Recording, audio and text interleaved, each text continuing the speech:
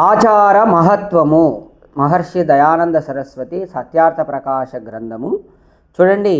ఆచార ప్రథమో ధర్మ శృత్యుక్త స్మార్త ఏవ చ తస్మాదస్మిన్ సదాయుక్తో నిత్యం స్వాదాత్మనాన్.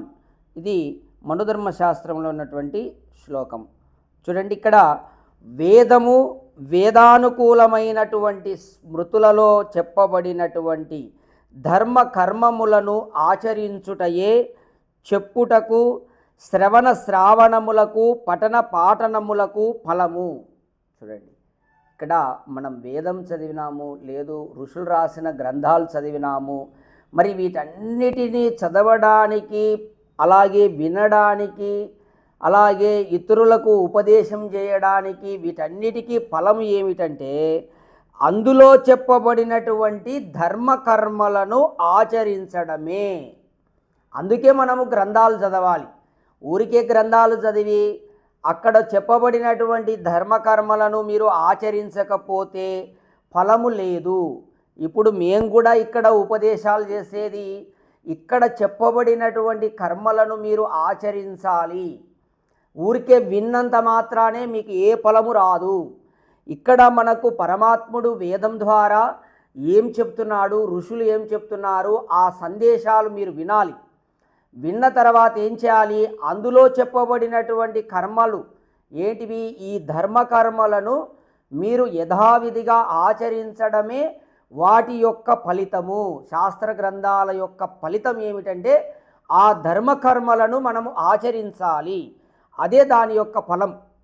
చూడండి, కావున ఎల్లప్పుడూ ధర్మాచరణమున తత్పరులై ఉండవలయును.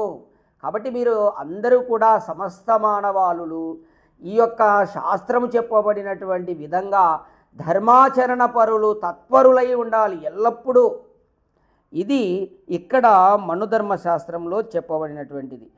ఆచారాత్ విచ్యుతో విప్రో న వేద ఫలమశ్నుతే ఆచారేణ తు సంయుక్త సంపూర్ణ ఫలభాగ్ భవేత్. మనుధర్మశాస్త్రంలో ఇంకో శ్లోకం చూడండి. ధర్మ ఆచరణ రహితుడైనటువంటి వ్యక్తి వేద ప్రతిపాదిత ధర్మజన్య సుఖరూప ఫలమును పొందజాలడు.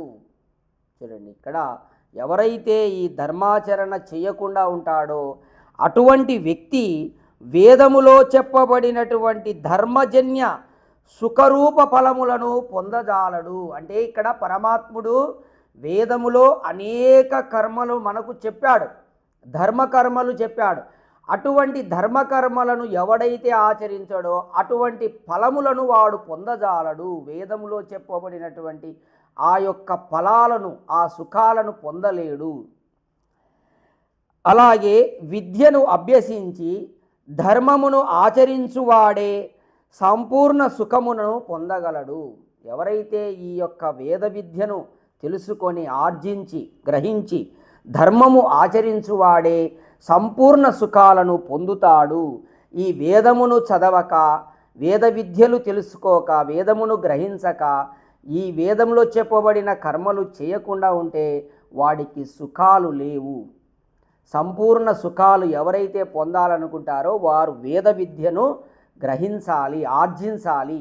ఆర్జించిన తర్వాత ఆ విధంగా అతను ధర్మమును ఆచరించాలి. అప్పుడే ఆ యొక్క సంపూర్ణ సుఖాలను పొందుతాడు. ఇంకొక శ్లోకం చూడండి. యో అవమన్యేతతే మూలే హేతుశాస్త్ర యాద్విజ స సాధుభిః బహిష్కార్యో నాస్తికో వేద నిందక. మనుధర్మశాస్త్రంలో చెప్పబడింది. వేదములను ఆప్తపురుషులచే రచింపబడినటువంటి వేదానుకూల శాస్త్రములను అవమానించువాడు నాస్తికుడు. అతనిని జాతి పంక్తి దేశముల నుండి వెడలనంపవలయను. ఎవరైతే ఈ విధంగా వేదాన్ని, ఋషులు రాసిన గ్రంథాలను అవమానపరుస్తాడో అటువంటి వాడు నాస్తికుడు. అంటే వేదములను నిందించడము, వేదాన్ని అవహేళన పట్టించడము, అలాగే ఋషులు రాసిన గ్రంథాలను అబద్ధమని చెప్పడము, అలాగే వీటిని నమ్మకుండా ఉండడము, ఇటువంటి వ్యక్తులను నాస్తికులు అంటారు. వారిని ఈ దేశము నుండి బహిష్కరించవలెను, అంటే వెలివేయవలెను అని చెప్పి ఇక్కడ శాస్త్రంలో చెప్పబడింది. కావున ఇక్కడ ఫైనల్గా మనకు మహర్షి దయానంద సరస్వతి చెప్పేది ఏంటంటే ఆచారము యొక్క మహత్వము అంటాడు. అంటే మనము ఏదైతే వింటామో శాస్త్రము ద్వారా, వేదము ద్వారా, ఋషులు రాసిన గ్రంథాల ద్వారా ఆ విన్నటువంటి దాన్ని మనము ఆచరించాలి. అదే దాని యొక్క ఫలము. చదువుకుంటాం మనం పుస్తకాలలో, చదివి ఊరికి ఆచరించకపోతే ఫలం ఏమిటి? కాబట్టి ఇక్కడ మనకు శాస్త్రంలో ఏదైతే మనల్ని ఆచరించమని ఆదేశం చేస్తున్నదో దాన్ని యథావిధిగా ఎవడైతే ఆచరిస్తాడో అతడే దాని యొక్క ఫలమును పొందుతాడు. ఆ యొక్క వేదశాస్త్రాల్లో చెప్పబడినటువంటి సుఖరూప ఫలాలను సంపూర్ణంగా పొందుతాడు. ఓం తత్సత్.